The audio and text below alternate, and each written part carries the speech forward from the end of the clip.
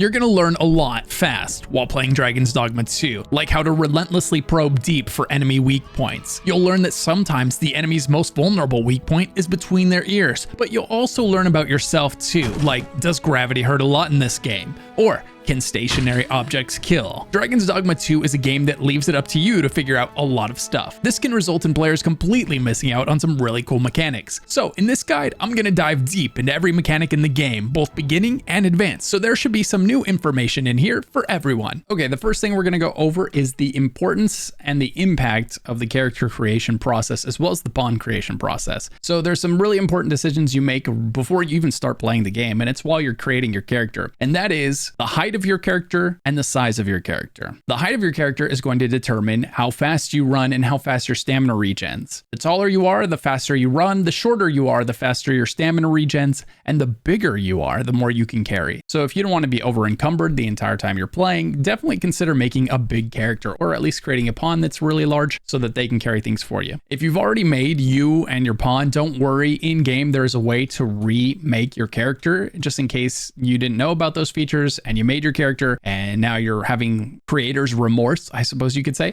You can come to this guy here. He is in Vernsworth. So in Vernsworth, that's the main hub town of the game. You're going to be finding yourself here a lot. There's the merchant quarter right here. And then you've got this building with your Grand Riftstone of Vermund. And just next to this is a guy standing here, and you can come to his shop and he'll sell you a number of things, including the art of metamorphosis. You'll be able to buy this and use it to respec your character. We'll go over how to do that a little bit later in the video. Just know that it's possible. So if you already made your character, it's okay. You can change it. It only costs 500 RC, which is very, very easy to get. That's not going to be a significant amount for you. So when you're creating your character, along with the size, shape, and appearance of your character and the impact that that's going to have on your game, you're also going to be choosing the same things for your pawn, and it's going to have the same effect on them. And you're also going to be choosing your vocation and your pawn's vocation. And these two things are also something that you can change anytime you want while playing the game. So don't stress while creating your character. The whole game is very fluid. It lets you change your vocations, your augments, your skills anytime you want. And we're going to go over how to do all of that and how important it is and how easy it is to do while you're playing. Another thing that's going to be important when creating your pawn is making it desirable for other people to use, or at least make it stand out so other people consider using it, because one of the ways that you get that RC currency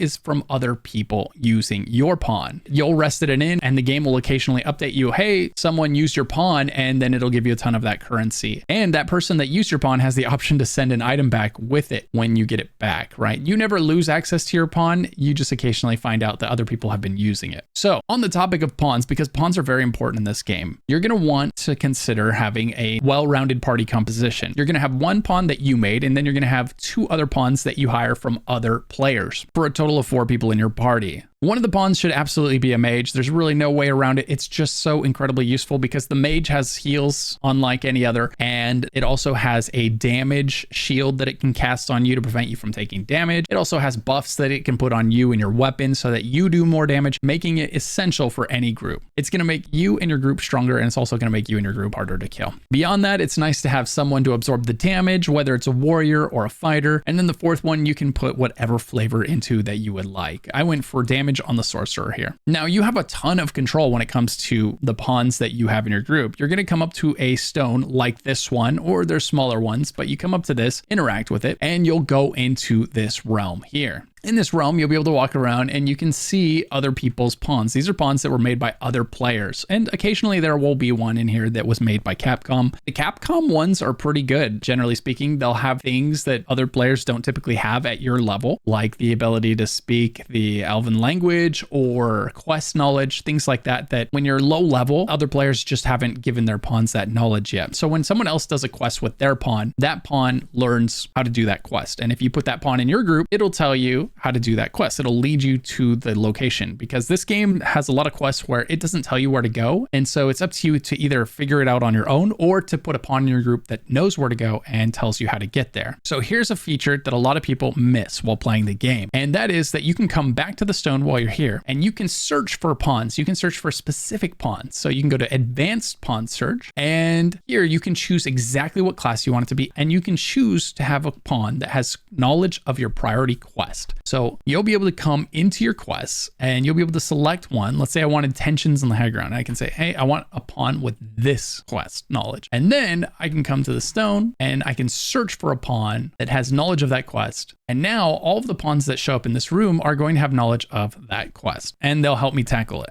So be sure to use the search for pawn function, not just to choose what class or what vocation you need to fill, but also to get knowledge of specific quests that you're trying to complete. This is going to save you loads of time. And because there's very limited fast travel in this game, anything you can do to be more efficient is going to be massive. Now you'll notice that while you're here, there's going to be a lot of pawns. So take note of what stands out to you and consider, applying that to your pawn. Like, look at this pawn's weapon. Man, that thing looks good, right? So I would consider hiring this thing. Just, it stands out. Make your pawn stand out. Give your pawn an outfit that stands out. Give your pawn a weapon that stands out. Do what you can to get them hired by other people. Now, when it comes to hiring pawns, you'll notice that some of the pawns are free and some have a cost associated with them. So the way it works is if the pawn is your level or below, it's free. It costs 0 RC. See right there above this lily, and it says level 25, 0 RC. And if it was higher level than me, it would have some cost associated with it. The more levels it has over mine, the more it's going to cost to recruit that pawn. So if you see a really powerful looking one that's a few levels above you, you might want to splurge a couple hundred RC and grab it. Or you might want to save your RC and just grab one that's your level or below.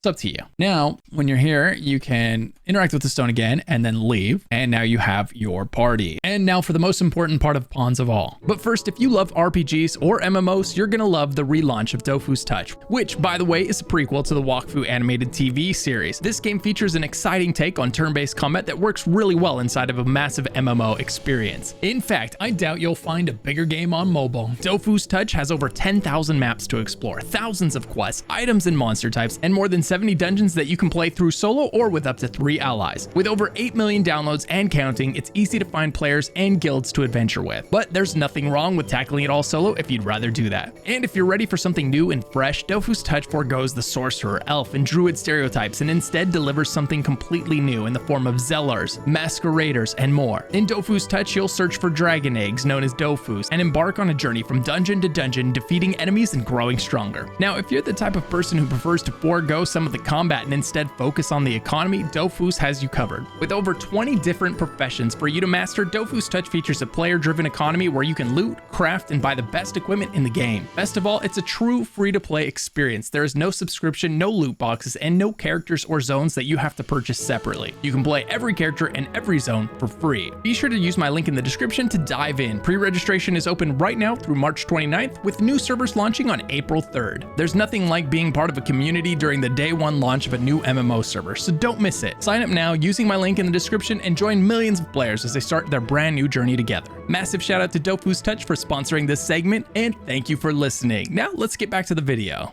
And one last important thing to note about pawns is that your pawn is going to level up with you as you play the game. Every time you kill something, you're going to get XP and your pawn is going to get XP. However, the 2 pawns that you hired from other players, those don't level. So this is the game's way of forcing you to constantly hire new pawns. You're going to grab a pawn, you're going to use it. And then when it's a few levels, when it's 3, 4, 5 levels below you, it's probably going to be time to swap it out for a new higher level pawn that is better equipped for the battles that are coming for you. So don't get too attached to the pawns that aren't yours. And remember, you can always search for very specific ones until you find the perfect one for you in there. In the bottom left corner of the screen there, you can see that it says go, wait, to me, and help, and there's some numbers there. That's going to be D-pad if you're on console, and it's numbers if you're on PC by default anyhow. And what that does is when you see an enemy, you can press 1, you can press go, and it'll send your pawns after them. So go is like the action button to whatever is around you. If there's an enemy, the pawns will attack it. If there's a ladder that one of the pawns saw, they'll go towards it. If one of them says, hey, there's a chest over there and you can't see it, press 1 and they'll try to get to it. If there's a material that can be harvested and they comment on it, and so you press 1, they'll go pick it up. So pressing 1 says yeah, go do whatever you just talked about. Go do whatever we see. Alternatively, you can say wait if you want them to stand somewhere while you go do something dangerous. You can tell them, or you could say to me, if they're starting to fight something that you want to run away from, that's going to be really useful. Like, hey, we're not going to fight this, just follow me.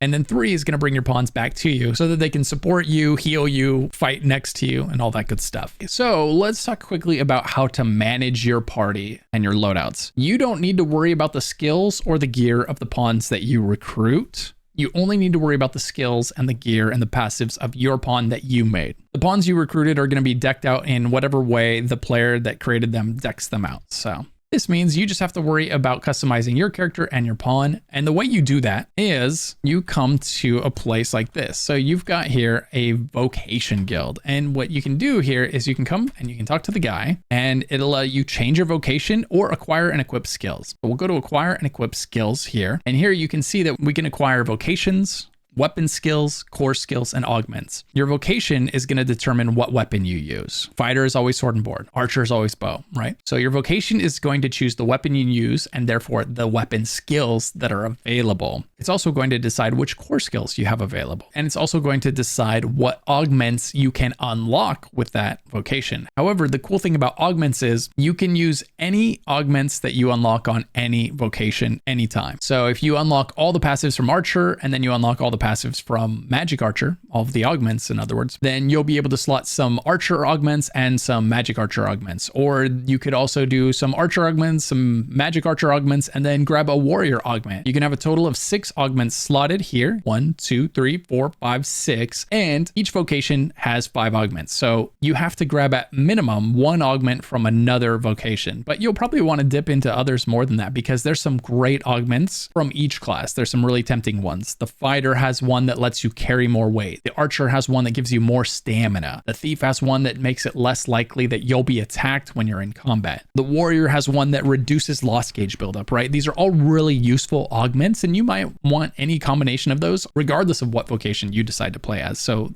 this is where you kind of make your character your own, is by putting together a unique combination of augments that sounds fun to you. All of this is going to cost DCP, and that is a currency you'll see up here in the top right. I have 12,877. You get DCP just by killing things. Every time you kill something, it's going to give you XP and DCP, both. So you'll just naturally be accruing it while you play the game. It's basically the currency that you're going to use to unlock new skills, passives, and vocations on your character. So you'll be doing all of that for you and your pawn. And then last but not least, for you and your pawn, you've got your equipment. And your equipment, as we mentioned, your weapon is going to be determined by the vocation that you choose. And you'll be able to come in here and look at what equipment your character has available. Another feature that is often missed is the auto equip feature. So down here in the bottom right, you'll see that it says auto equip. And so if you're out spelunking, you've picked up a bunch of gear on your characters and you just want it to automatically equip all the best gear that you have found for that specific character, you can do that. You can come in here and on PC, it's V, and it'll say, do you want to automatically equip weapons and armor? And you can say, yeah. Now, since we talked about remaking your character, let's quickly go over how to do that. You can come to this guy here. He is in Vernsworth. So in Vernsworth, that's the main hub town of the game. You're going to be finding yourself here a lot. There's the merchant quarter right here. And then you've got this building with your Grand Riftstone of Vermund. And just next to this is a guy standing here. And you can come to his shop. You'll buy the Art of Metamorphosis, which is 500 RC. Purchase that. And then from here, you'll head out over here and you'll come to the barber. This is where you'll be able to talk to this lady. And now, because you bought that item, you'll be able to modify your appearance. You'll see that it consumes that item. This option will be grayed out. If you had not bought the Art of Metamorphosis, you wouldn't be able to choose modify appearance. Whereas you can always change your hairstyle, your makeup, and give your character markings and change multiple. Like, you can always do these things for gold in the game. And gold's not too hard to come by. You are going to spend a lot of it very fast because there's always a new nice weapon in the next village that does better damage than the one you're wearing, or there's nice gear that's slightly better than what you're wearing, right? So there's always going to be plenty of ways to spend your gold. So, but at the same time, there's always plenty of ways to make more of it. So don't worry if you are regretting a choice you made when creating your character. It's pretty easy to change it, and it's pretty easy to get the gold back after you do. Next thing we're going to talk about are secret tokens. And one of the most important things I can tell you about secret tokens is remember the location of the first one you find. Even consider putting a pin on your map or taking a picture of the map with your phone where you're standing, because midway through the game, you're going to run into someone who says, go back to the location of the first seeker token you found. There are 240 seeker tokens in this game, so it's very easy to forget which one was the first one you found and where it was, right? And to make matters worse, that quest is a timed quest. So you have limited amount of time to run straight back to the location of the first seeker token you found. So do yourself a favor and remember where that was if you can. It's most likely going to be somewhere very early in the game. There's one that you run into pretty early on. So when you find one, take note of its location so that you can head straight back there later on. Now, what do secret tokens do? I'm glad you asked. So you talk to an NPC like this one here, and it says give secret tokens, and it'll say, do you want to turn in all your secret tokens? And you say, yeah. And now it's going to unlock rewards for your character. So we just got a ring of vehemence and we got a fairy stone. The fairy stone's very nice to have. That is one single fast travel, right? Fast travel is very limited in this game, and we'll talk about that in more depth here in a moment. And we also got the ring of vehemence, and there's more and more rewards as you get more and more of the secret tokens. As we mentioned, there's 240 of them here, and the final reward here comes at 220, and it's the ring of endeavor. If you're someone that is a bit of a completionist, there are maps online that have the location of every single secret token. If that's something that you want to take advantage of, I'll try to remember to put a link to one of them in the description, just in case that's something you want to look at. So keep your eyes peeled while you're running around. If you are someone that really wants to find all the secret tokens on your own without the help of a third-party website, what you can do is level up the trickster vocation, and one of the passives, one of the augments that the trickster has, is going to make it easier to find secret tokens. It's going to alert you to them. So take advantage of that if you're someone that's planning on, being a completionist in this game. All right, next let's talk about fast travel, because it's pretty unique in Dragon's Dogma 2. They've chosen to make it very, very limited. The only way to fast travel is by use of these port crystals right here. You can teleport to them. However, before you can teleport to a port crystal, you have to, 1, find it, and then 2, you have to have a fairy stone. And fairy stones are fairly limited in this world. You're not going to stumble onto them too terribly often. So the amount of times that you can just fast travel to a city that you were at earlier is, well, it's going to be pretty few and far between. Now, there's one other type of port crystal. So when you go to your items, you'll be able to click on a fairy stone, click use, and it's going to take you to any one of the port crystals that are placed in the game that you found already in that town, right? However, not every town has these. Then there's the ones that you place. So I've put one here in the volcanic island camp, and I can teleport to that if I wanted to, or if I don't want to come back to this place anymore, I can walk up to the port crystal that I put down. I can pick it up. Now it's in my inventory, and I can run somewhere else. Let's say, I ran to a different town.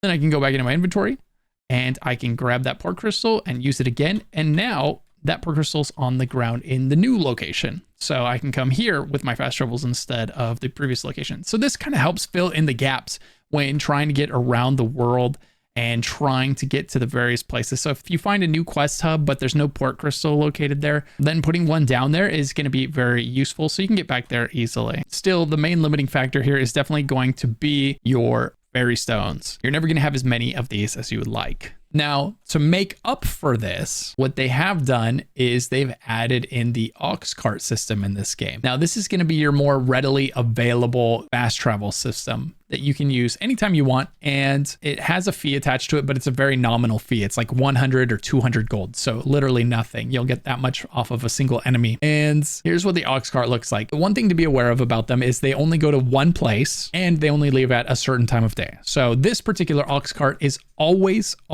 going to go to Checkpoint Rest Town, right? It's always going to go to Checkpoint Rest Town, and it's only ever going to go to Checkpoint Rest Town. And it's this one here. However, there's another one here. This one here goes up to Melv. So you can go to the different OXCARTs in town to get to different areas. So I can head to 2 different cities from this town. Now, as I mentioned, it only leaves at certain times of day. So what you can do is go to any bench nearby, and you can sit on the bench, and you'll see on the bottom right there, you get the option to doze off. So we'll press that button, and that's the game's way of passing time. It's still not morning, so we're going to sit again. And the OXCARTs tend to leave in the morning if you're trying to get to the time of day where they're going to leave. Okay, so here we are. We're in the next morning. And if we get on here and we sit down, the guy will start talking to us and he'll say, hey, this is where we're going, but I'm not going to take you anywhere until you cough up some money. And you can click board and the OXCART will start to head out. And now you've got two options. You can just sit here and you can enjoy the ride and watch it pass in real time.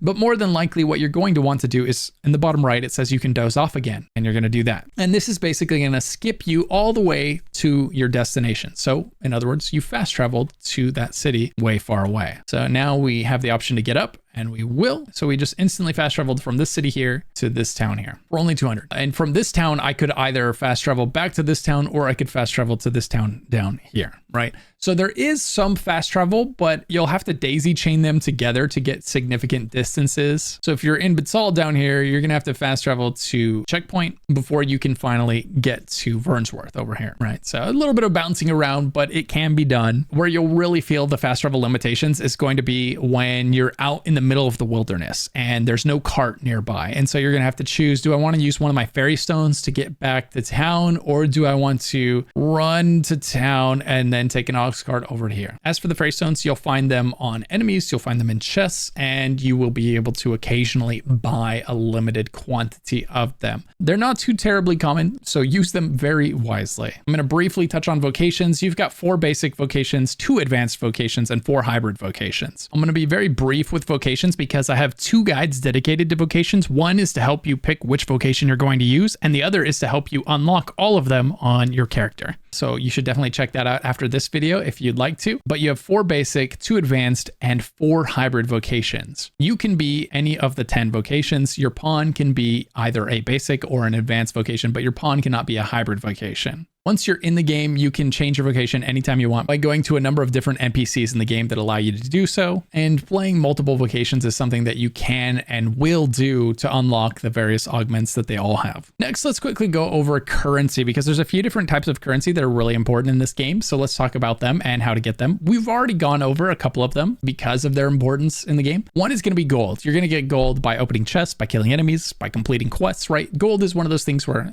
just about anything you do has a chance to give you gold based on where you are in the game and what you're doing. And you're primarily going to be using your gold to buy weapons and armor. At the beginning, you're going to be buying weapons that cost 5K, 10K. And later on, you'll be buying weapons that cost 50K, 75K, 80K, right? And beyond. So weapons are going to get progressively more expensive the later into the game that you get, and they're going to continue to get better and better. Same thing with armor. Your character has quite a bit of equipment. You've got to upgrade your weapons, your helmets, your body armor, your leg armor, your cloaks, and your rings. So if you're constantly upgrading the weapons and the armor of you and your main pawn, you're going to find that you're always happy to find more gold. The next major currency is going to be the RC. This is the currency that you're going to earn anytime you touch a rift stone for the first time. That's where you summon pawns, or anytime someone else hires your pawn in their game. When you go to sleep, sometimes you'll get a notification, your pawn will appear and say, hey, I'm back. And by the way, here's some RC and here's an item that player gave you. Because every time you use a pawn, when you dismiss it, you have the option to send an item back with that pawn to the person that made it. And it's just a nice little way to have a little bit of human interaction with the other people that are playing this game out there that happened to borrow your pawn and had a good time with it. And then finally, the third currency is the DCP, which we talked about. That's the one where every time you kill an enemy, you're going to get experience and you're going to get DCP. And the experience is what's going to level your character up. And the DCP is the currency that you can use to buy and unlock vocations, skills, and augments.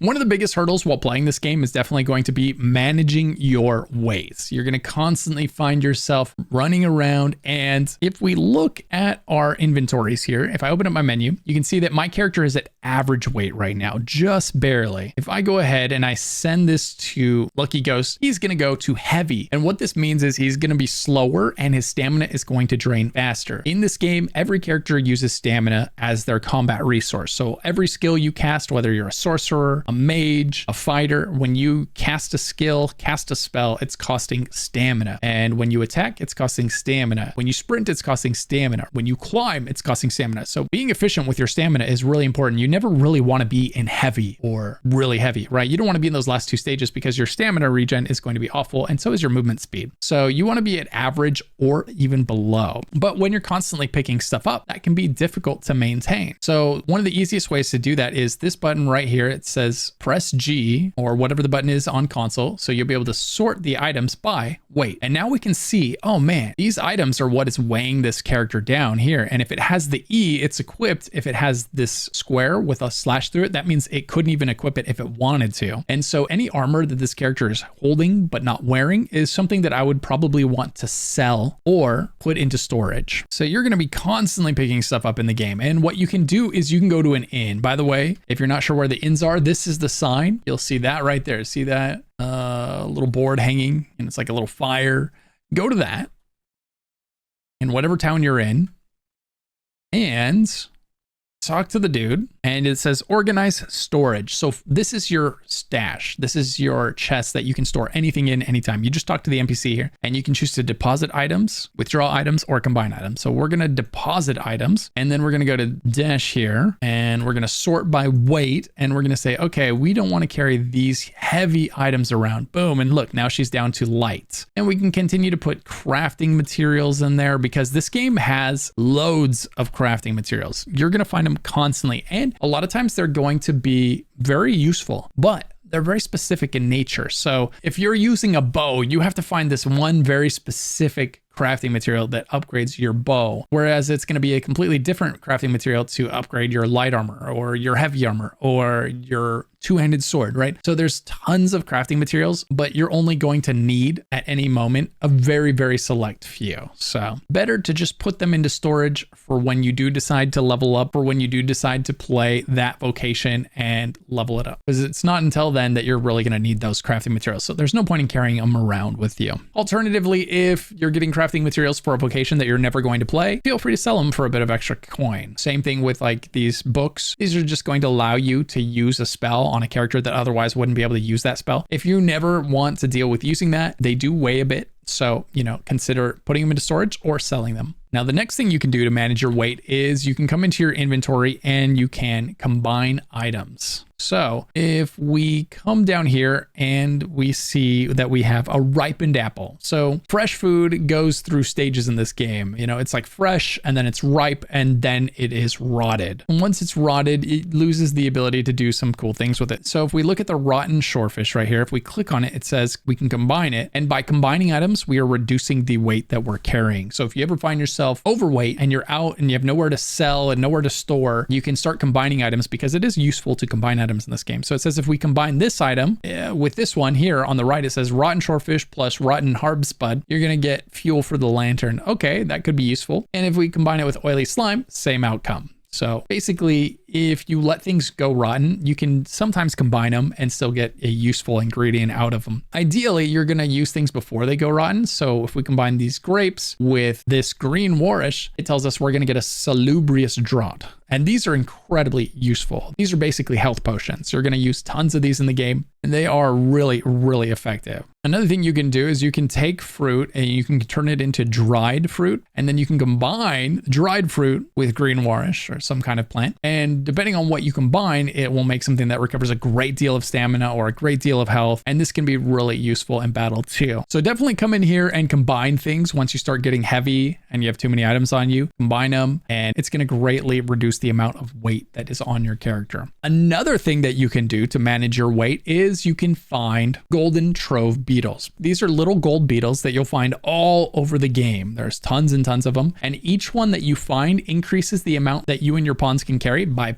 0.15 kilograms. It's not a lot by itself, but as you find dozens and dozens of them, you definitely start to feel the difference. So once you find one, you're just going to click on it, click use, and now we can carry additional weight. One of the nice things about the trove beetles is that they glow. So when it's dark outside or when you're in a dark area, they stand out like a sore thumb. So keep your eyes peeled anytime you're running at night. If you see something glowing in the distance, go check it out. It's probably a golden trove beetle. And despite all your best efforts, sometimes you're just going to find lots of good stuff. It's going to throw your character overweight, and just don't be afraid to give the items to your main pawn. Any items that you give to the other two pawns will be sent to your inn storage once you dismiss those pawns, or if they die or you let them go in any way, shape, or form. It'll just be, you'll be able to find those items in your inn storage. Okay, next let's talk about the loss gauge. This is a really important mechanic in this game. At the bottom of the screen there, we have a health bar. Right? That's the green section is the health we have. The white section is the health that we could heal. And the black section at the end, almost half of my bar right now, is health that has been lost to the loss gauge. Every time you take damage, some of the health that you lost will be lost permanently. And what I mean by that is until you go and rest at a camp or rest at an inn. So almost half of my bar is unusable right now, my health bar. So what I would need to do to get the rest of that back so that I could be healed to full health again is I would have to go rest at a campfire or an inn. The white portion there, I could be healed right now. I can just say, hey, tell my healer to come over, tell her to heal. So she's going to put a heal on the ground and boom, that white section gets healed up. But my health can't go beyond that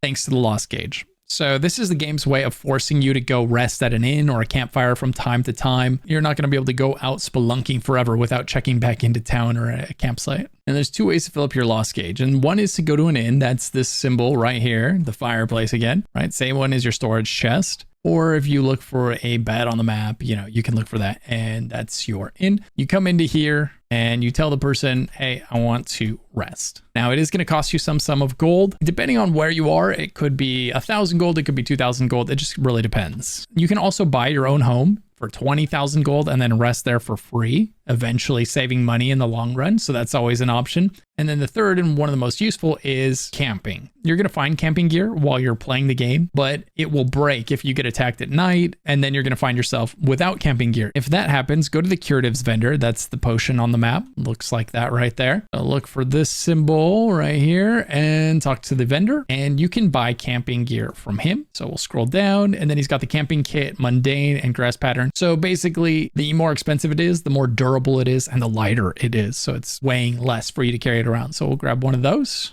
Now we have camping gear and we can camp. So you'll always be able to spot a campsite because you'll see the smoke coming into the air during the day, or you'll see the ashes flying into the air if it's nighttime. So it's pretty easy to spot them from a distance. You can head over to it if you need one. Like right now, my character's max health is at 50% or 60% there. So we'd want to camp to get the rest of that back. So we'll go camp and we'll use the grass pattern kit that we just bought. And now we are at a campsite. So from here, a couple things we could do. We can cook. So we can open our menu and cook a rotted beefsteak. If it wasn't rotted, it would give us much stronger buffs than this. But since it's rotted, it's not great. We'll go ahead and cook it because, hey, it's what we've got. And now from this point on, we can choose to go to bed. And if you do this, there's a chance that you're going to be attacked in the night or before the next morning. So we'll rest till morning. Sometimes you get attacked. Most times you do not. If you get attacked, just kill the things that are attacking you. They might break your tent and you'll have to buy a new one if that happens. All right, I was not attacked. And as you can see, my health bar is going all the way up to full again. So we've cleared the loss gauge. And like I mentioned, if you're in town, you can just go rest at an inn to clear your loss gauge, but resting at the inn is going to cost you 1,000 or 2,000 gold. So, there's pros and cons to both. The next thing to be aware of in this game is that the water is dangerous. It will kill you. So if you go into water that's deeper than like knee deep, the brine is in there. And let's see, we'll step into this. Oh, look at that. It starts getting me right away and it will kill you.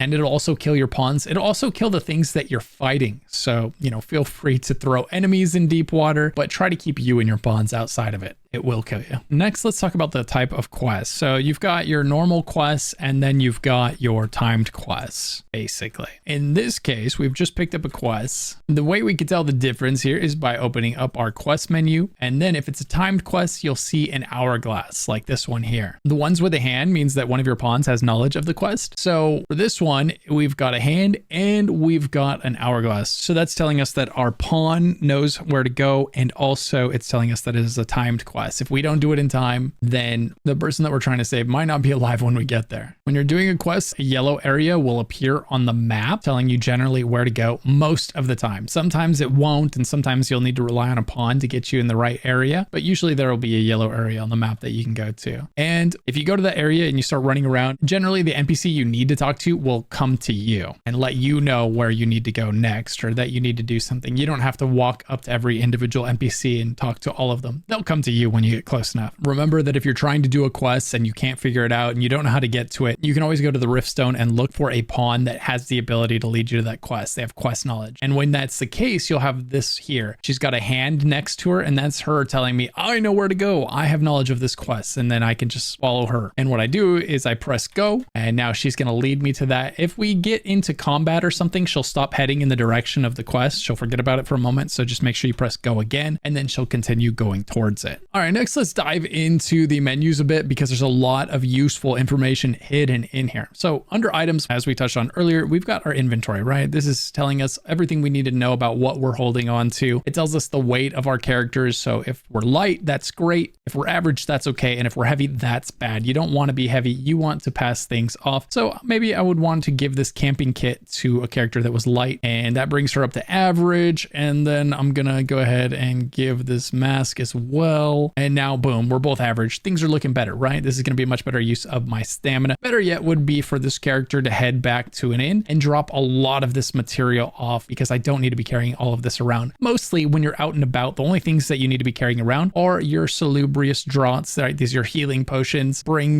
maybe 5 or 10 of these with you. You can store the extras in your storage and maybe bring some of these reborants, right? These things are going to be nice for recovering health and stamina in battle, and they weigh next to nothing. So this is a good way to store some extra health and stam potions on you. The most useful thing in here is that you can sort things by weight so that you can find the heavy items fast, or by newest. Like maybe you pick something up and you're like, oh, what was that? I wonder. Sort it by new. Boom. You can find the thing you just picked up. Then right here, it says you can press this button to combine. Combining is what you'll do. You'll click on an item and then it'll say, how many do you want to make? And it'll tell you on the right side what you're combining and what you're making with it. So in this case, this is making the potion. Apple makes 2 more potions. Grapes makes another potion. The bark would make a medicine that removes wet from your characters, right? Wet is a debuff. There's a bunch of debuffs in this game or status effects that enemies can put on you. Poison, wet, burning. Wet just makes it so you take more damage from lightning. Also, you can come into your inventory and then you can click combine and then you can click to use a recipe right here. And now you don't have to guess what something's going to make. You can look for the thing you want here and you can find out how to make it. Basically, just by trying random combinations, you're going to be adding them to your recipe book. So every time you make something with putting 2 random ingredients together, it's going to add it to your recipe book so you can make it later. The items at the top with the white text are the ones that you can make. The ones down here with the gray text means that you're missing the ingredients to do so.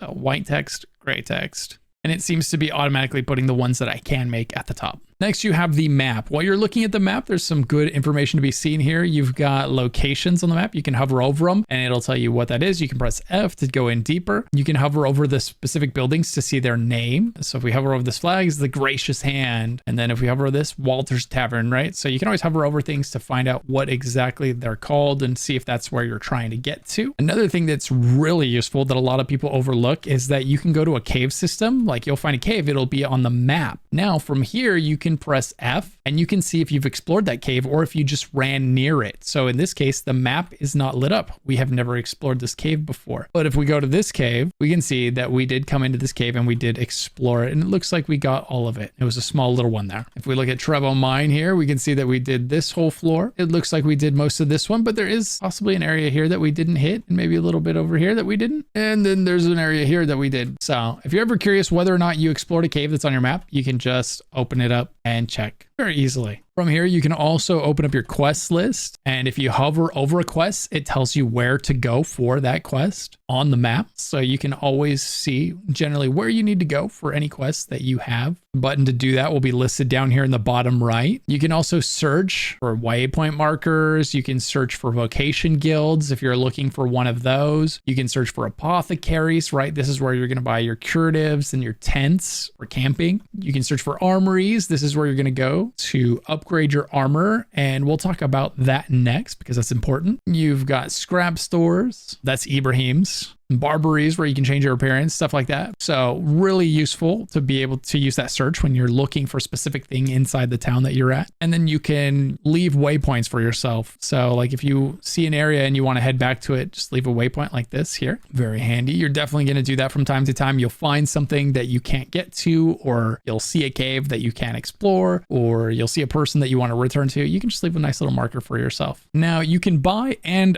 upgrade or enhance your equipment in this game. So you'll look for this symbol on the map right here, this little sword. That's going to be a smithy. When you're outside, it's a sign that looks a bit like this here, you know. So we got armor and weapons here. So we can come here and we can talk to the person inside, and we'll be given a menu that tells us we can buy new gear, which oftentimes, if you're in a new town, is going to have better than what you're wearing, or you can enhance existing gear. So it's almost always worth it to take that first enhancement because it's just going to cost a little bit of gold. So you can just upgrade it like that, and now it's going to be better. So it's going to enhance the stats as well as reduce the weight of that item. And depending on which region you're in, it's going to have a different impact on the stats of that item. So it does matter where you upgrade your gear. Some are going to be better suited to physical attacks. Some are going to be better suited to magic. So definitely take note of what region you're in. It tells you up here, we're in the Vermundine region, a style that smithing throughout Vermund favors a tried and true method that moderately enhances all attributes of a piece of equipment. So some regions might be better suited to your strategy than others. So make sure to head to the right region for you before spending your gold and your materials upgrading your gear. It'll tell you here what materials you need to upgrade the gear to the next level. Another thing to be aware of in combat in this game is that your character is not dead, not yet anyway. So after you take that final hit, your health will go down to 0, and the game will give you a second or so to use a potion. You can either use your quick potion, or you can open up your inventory and grab a potion there and use it. So you will almost never die in combat unless you're completely out of potions. The next thing we should talk about is what happens when an NPC dies, because there are really no immortal NPCs in this game in the way there are in other games. So if there's an important NPC in town and you drag a bunch of enemies into town, it might die. And if that happens, their body is going to be sent to either a morgue or a charnel house. So what you'll do is you'll come here, and where it's sent is going to depend on where the body was found. So for instance, if it's closer to Bak Batal, it's going to go to the Batal morgue here, whereas if it's closer to the other town, it'll probably go to its channel house. So you would come inside, you would go up to their corpse, and you would use a wakestone. Here we have one of them. These are pretty powerful items, and they're pretty rare. So you can find wakestones in the game, and you can find wakestone shards. It takes 3 wakestone shards, and they automatically will combine into 1 wakestone for you. So whenever you find one of these, it's a pretty big deal, and you're going to want to use them pretty sparingly. You can use them on yourself to revive yourself if you die in combat in a very inopportune moment. Maybe you pass away at the end of a really long battle and you don't want to start it over from the beginning. You could use a wakestone to get right back up, or you could use it on NPCs in town. So if an NPC that was important to you dies, you can come here and use the wakestone to revive them. However, you do have to do that within a few in-game days. So time is of the essence. You can't just like, oh, you know, I'll go to them next week. No, you got to come straight here, revive them before they're basically buried or cremated or whatever they're doing with the bodies here. Another thing you'll notice from time to time, you'll see status effects above your health bar. If that's ever the case, what you can do is you can come into here and you can go to your statuses, view your current status. So here you'll be able to see the status effect. It'll tell you debilitations, any that you have. You'll be able to hover over them and it will tell you exactly what that is and what it does to your character. Under history, you can come here and you can check your history with various NPCs that you've interacted with in the game. You'll be able to add them to your favorites, remove them from your favorites. You'll be able to come into your adventure book. You can see your player stats, your pawn stats, NPC stats, items and equipment, as well as enemies failed and all kinds of stuff like that. Photo mode is going to do just that. It's going to take you into a photo mode that lets you take cool screenshots of your characters. Now, if you're playing the game or you're just getting started and you're not sure what vocation to start, be sure to check out the vocations guide popping up on screen right now or linked in the description below. Or if you already know what vocation you want to play, but you're worried about doing things inefficiently or ineffectively in this game, check out my mistakes to avoid in Dragon's Dogma 2 video linked in the description. Thank you so much for watching. If you're one of the people that made it all the way to the end of the video, let me know down in the comments below. It's always cool to see, and I hope to see you guys in the next video. Massive shout out to my YouTube members. Thanks for supporting the channel in the big way that you do. If you want to become a YouTube channel member, click the join button below or the link in the description to find out more about the perks like behind the scenes footage, having your name appear at the end of every video, and a private Discord channel where you can ask me questions about whatever game we're playing. I hope you have a fantastic day, night, or evening wherever you are, and I'll see you in the next video. If you're not sure what to do next, check out one of these videos popping up on screen right now.